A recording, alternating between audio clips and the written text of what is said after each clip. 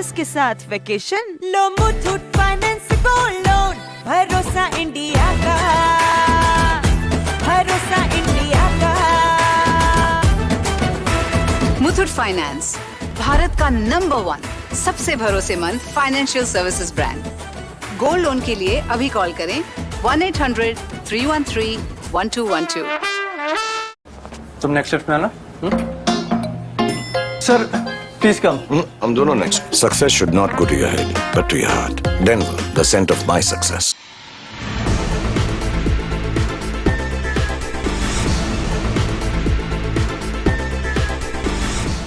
नमस्कार, मैं वैष्णवी, आप देख रहे हैं प्लस न्यूज। आइए नजर डालते हैं आज की हेडलाइंस पर।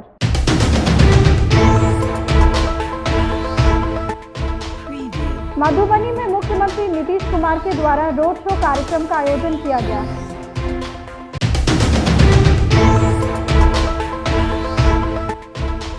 लोजपा रामविलास के राष्ट्रीय अध्यक्ष चिराग पासवान ने हाजीपुर से नामांकन दाखिल किया।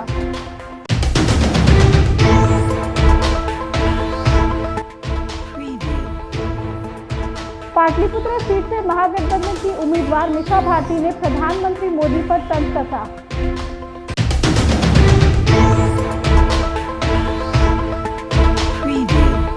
अब खबरें विस्तार से। मधुबनी जिले के जयनगर अनुमंडल मुख्यालय से झंझारपुर लोकसभा चुनाव को लेकर एनडीए प्रत्याशी रामप्रीत मंडल के समर्थन में मुख्यमंत्री नीतीश कुमार के द्वारा रोड शो का कार्यक्रम का आयोजन किया गया। रोड शो कार्यक्रम में एनडीए गठबंधन के भाजपा एवं जदयू के दर्जनों स्थानीय नेताओं ने भाग लिया। इस कार्यक्रम को देखते हुए चप्पे चप्पे पर काफी संख्या में पुलिस बल को तैनात किया गया था। उन्होंने जदयू प्रत्याशी के समर्थन में प्रचार प्रसार किया और मतदाताओं से वोट मांगा। लोजपा रामविलास के राष्ट्रीय अध्यक्ष चिराग पासवान ने हाजीपुर से नामांकन दाखिल किया। इससे पहले उन्होंने अपने घर पर पूजा और हवन भी किया। नामांकन भरने से पहले चिराग ने एक रोड शो का आयोजन किया जिसमें जन सैलाब उमड़ पड़ा। उन्होंने कहा कि इन सभी लोगों का आशीर्वाद लेने आए हूं। चिराग पासवान के नामांकन के दौरान केंद्रीय मंत्री नित्यानंद राय, डिप्टी सीएम सम्राट चौधरी और डिप्टी सीएम विजय कुमार सिन्हा सहित एनडीए के तमाम बड़े नेता मौजूद रहे। और ऐसे में आज जब वो नहीं है, सबसे ज्यादा उनकी कमी महसूस हो रही है। पर हाँ, मेरे लिए सौभाग्य की बात है, उनकी कर्म भूमि हाजीपुर, जिसको उन्होंने अपनी मां माना, आज उसी उनकी कर्म भूमि से नामांकन दाखिल करने जा रहा हूँ। उम्मीद रखता हूँ कि हाजीपुर की जनता ने जो प्यार पापा को दिया वही प्यार मुझे भी मिलेगा। चिराग पासवान जिंदाबाद। एकदम कस के हाथ पकड़े हुए थे। राजधानी पटना के बिहटा में मीसा भारती ने प्रधानमंत्री मोदी पर तंज कसा है। मीसा भारती ने प्रधानमंत्री नरेंद्र मोदी को बूढ़ा बताया। उन्होंने आगे कहा कि 75 वर्षीय प्रधानमंत्री तीसरी बार मौका मांग रहे हैं, लेकिन इस चुनाव में जनता इसका जवाब देगी। बता दें कि पाटलिपुत्र लोकसभा सीट से महागठबंधन के उम्मीदवार राजद सुप्रीमो लालू प्रसाद यादव की बड़ी बेटी मीसा भारती चुनाव लड़ेंगी।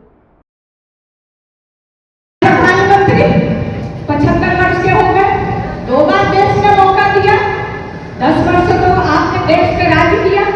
क्या किया हमारे नौजवान भाइयों के लिए? एक तरफ हम अग्निवीर योजना लेकर के आए हैं जिसमें 4 साल बाद हमारा नौजवान भाई घर बैठेगा रिटायर होकर के, और ये बूढ़ा प्रधानमंत्री 75 वर्ष में एक और मौका मांग रहा है।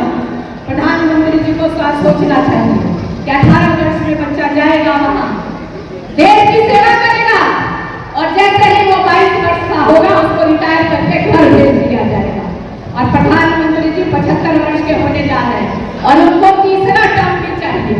लेकिन मोदी जी, इस देश की जनता मूर्ख नहीं है, बार बार काट की हाथी चूल्हे पे नहीं चढ़ती है। आपने जो वादे किए 10 वर्षों में इस देश की जनता ने खेल लिया। आप देश को कहां से कहां ले गए।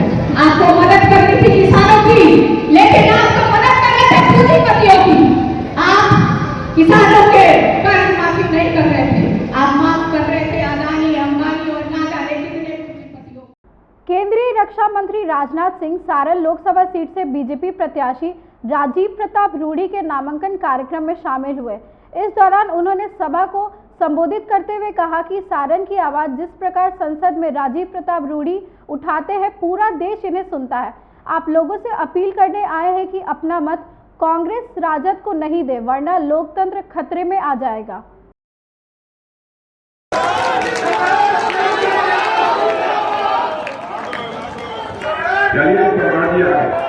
इसलिए मैं आप सबसे यह अपील करना चाहता हूं कि आप सभी का भरपूर समर्थन भारतीय जनता पार्टी और जनता दल के प्रत्याशी जहां भी हो, यानी एनडीए का प्रत्याशी जहां भी हो, उसे प्राप्त होना चाहिए।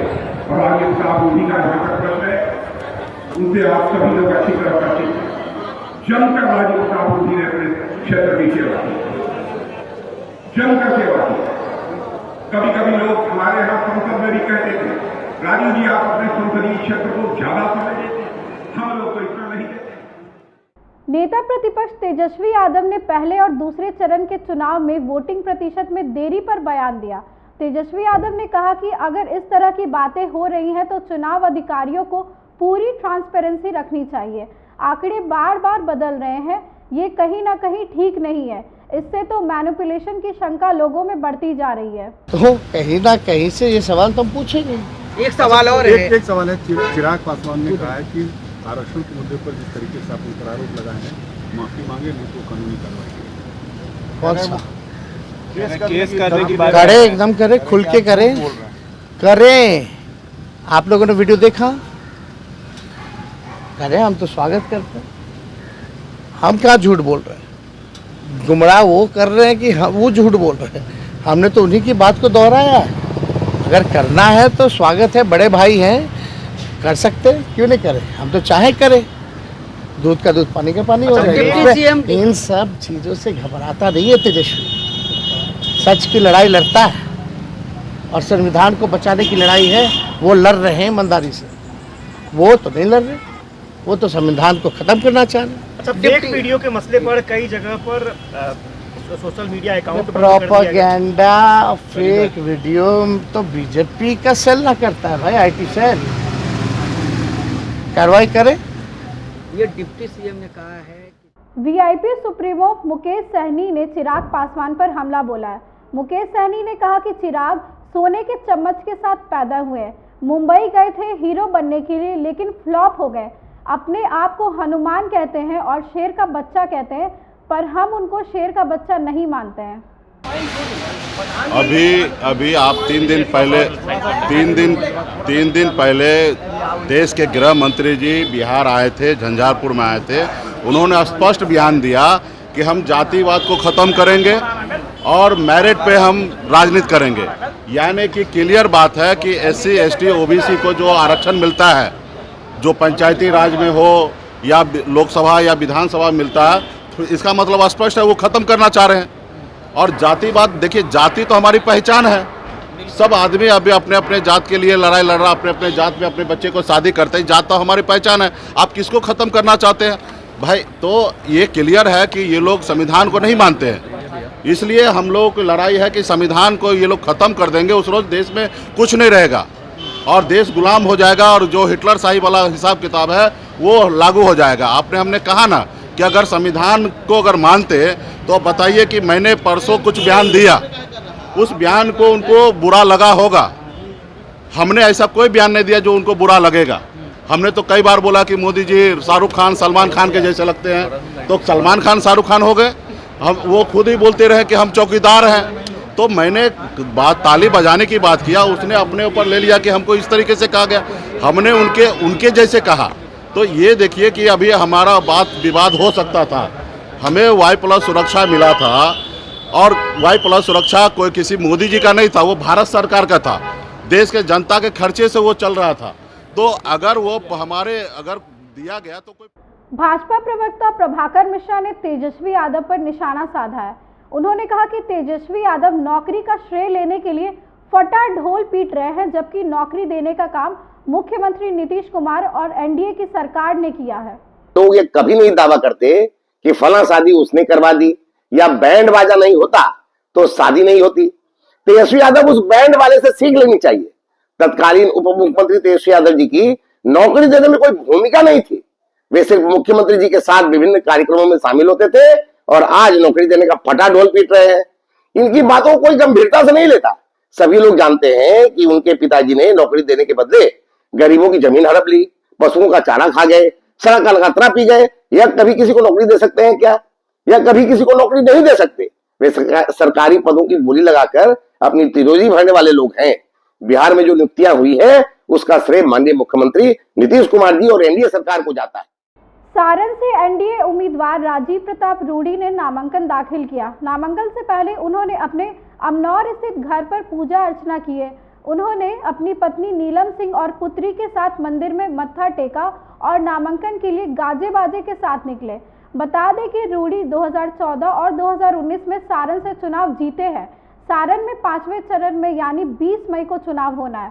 रोहिणी आचार्य और राजीव प्रताप रूडी के साथ निर्दलीय उम्मीदवार लालू प्रसाद यादव भी मैदान में है।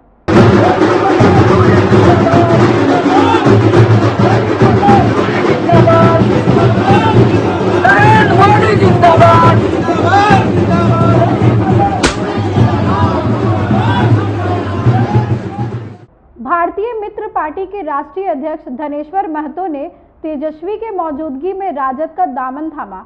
इस दौरान महतो ने कहा कि हम नेता रोजी और रोजगार के लिए चुनते हैं। पिछले 10 वर्षों के कार्यकाल में प्रधानमंत्री मोदी सरकार ने देश के बेरोजगारों को, युवाओं को रोजगार नहीं दिया है। वहीं अपने 17 महीने के कम समय के कार्यकाल में तेजस्वी यादव ने 4 लाख से अधिक बेरोजगारों, युवाओं को नौकरी दिया है। आप सब मुझे जानते हैं और मैं सिर्फ आपसे वो बातें कहना चाहता हूँ। नेता के अंदर क्या क्वालिटी होनी चाहिए और नेता हम क्यों चुनते हैं? नेता हम चुनते हैं रोजी और रोजगार के लिए। नेता हम चुनते हैं रोजी और रोजगार के लिए, जो पिछले 10 साल में मोदी सरकार ने नहीं दिया। और सिर्फ 17 महीने की सरकार में माननीय तेजस्वी यादव जी ने जो 4 लाख युवाओं को यानी 4 लाख घरों को रोजगार देने का काम किया, इससे प्रभावित होकर भारतीय मित्र पार्टी आज आरजेडी में सम्मिलित हुई है। तेजस्वी जी हाथ उठा के एक फोटो। पूर्व केंद्रीय मंत्री शहनवाज हुसैन ने राजद के भाषा पर सवाल उठाया है। उन्होंने कहा कि जिसको जैसी शिक्षा मिलती है वैसी ही भाषा बोलते हैं। राजनीति में ऐसी भाषा उचित नहीं है, जनता इसका जवाब देगी। नेता हैं जो वर्ल्ड लीडर हैं, जो विश्व के नेता माने जाते हैं, उनको वो डीलर कह रहे हैं। लड़ाई तो खुद आरजेडी में होती है। ये तो देश के नेता हैं नरेंद्र मोदी जी और नीतीश कुमार जी। ये लोग देश के लोग इनका सम्मान करते हैं। चुनाव में महागठबंधन हार रहा है, उनके वोटर वोट डालने जा नहीं रहे। वो मानते हैं कि लोग जीरो पे आउट होने वाले हैं, इसलिए ये लोग अलूल जलूल बयान देकर ध्यान बांटना चाहते हैं। हम उनके बांटने वाले बयान में आएंगे नहीं।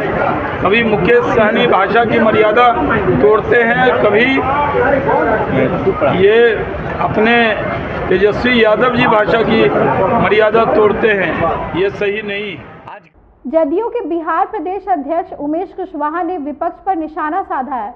उन्होंने कहा कि विपक्ष के पास कोई मुद्दा नहीं है, इसलिए आरक्षण का झूठा आंसू बहा रहे हैं। पूरे देश और प्रदेश को पता है कि आरक्षण की लड़ाई किसने लड़ी है और किसने आरक्षण के लिए जनता से किए वादे को पूरा किया है। जाति आधारित गणना कराकर ससमय आरक्षण का दायरा उन्होंने बढ़ाने का काम किया, रिपोर्ट पेश करने का काम किया। तो उस पर जो माननीय मुख्यमंत्री नीतीश कुमार जी, माननीय प्रधानमंत्री नरेंद्र मोदी के कसमाई जोड़ी को लोग चैलेंज करेगा। उनके 15 साल में क्या है ना कोई समाज का भला हुआ? उनके 15 साल के शासनकाल में कोई समाज को उन्होंने आरक्षण दिया? कोई समाज का भला हुआ? ये तो माननीय।